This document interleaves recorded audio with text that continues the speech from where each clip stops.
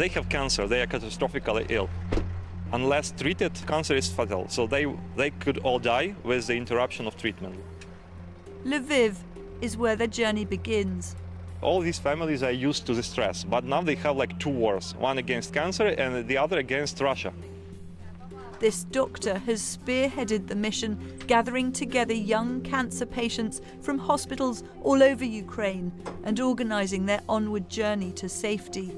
Hundreds of patients with cancer, children, being evacuated in convoys from one country to another. This is something exceptional. This was the 6th major convoy of ambulances to set off, carrying 40 sick children and their families. The aim to get as many out as quickly as possible before any Russian attack. I feel angry and mad. They will pay for this, in my opinion. These guys may bombard this hospital. We never know. They already bombarded this city. That's why we try to do it now quicker.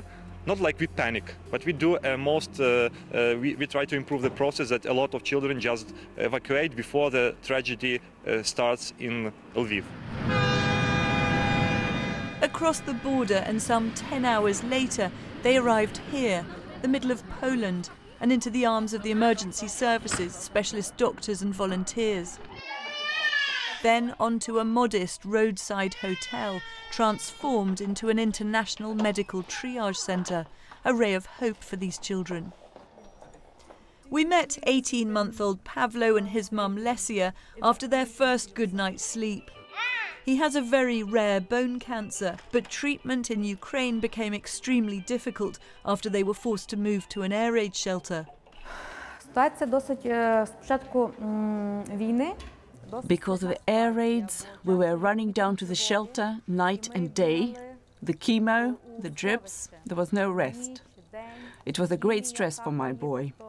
At night he was scared. I would take him asleep in my arms and run down the stairs. He simply wakes up and cries several times at night. They fled from Ukraine after a doctor warned the hospital may run out of medicines. But despite being safe now, she's still deeply troubled. It feels very tough. My husband is fighting. It feels very difficult physically, emotionally and psychologically, because I've got my boy to look after and I've got another girl, the older girl, with me, so it's very hard. Without treatment, these children cannot survive their cancer, but with the right care, they have an 80% chance of being cured. These children have already faced the threat of cancer in their young lives, and to that of war, and the threat of life-saving medicines and treatments being cut off.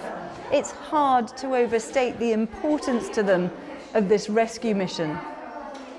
It's being coordinated at this hotel, now known as the Unicorn Centre, by a Polish charity, the Heroes Foundation, and an American organisation, St. Jude, with strong links to cancer doctors around the world. These patients are extremely complicated and very fragile. So the decision to transfer the patient that's made by physicians jointly with the families in Lviv is a calculated risk based on what is the chance of their survival if they stay locally versus the risk of transport. And so yes, we've had very sick children. Natalia's son Kirill has a brain tumour.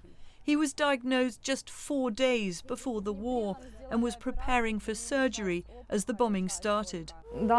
We had an operation scheduled for that day. We were already at the hospital with my boy, and my husband called me in the morning and said the war has started, that our Dnipro, in the city where we live, and the airport was being bombed. Kirill's older brother has travelled with him, but the rest of their family is back in Ukraine. Natalia says she can't believe what has happened to them. It simply doesn't stack up, doesn't sit right in my head. It's like some nightmare.